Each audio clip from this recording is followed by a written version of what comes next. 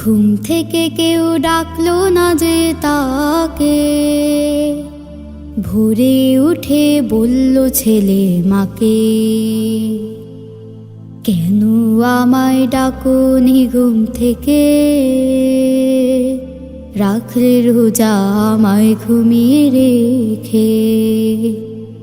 সে যে প্রাণে বড়ই ব্যথা পেল, সারাটা দিন নীরব হয়ে রইল। পরের রাতে ঘুমায় না সে আর, রাখবে রোজা ভাবনা শুধু তার। অবশেষে সময় যখন হলো, সেহরি করে নিয়ত বেঁধে নিল। হলো সে যে ছোট্ট রোজাদার,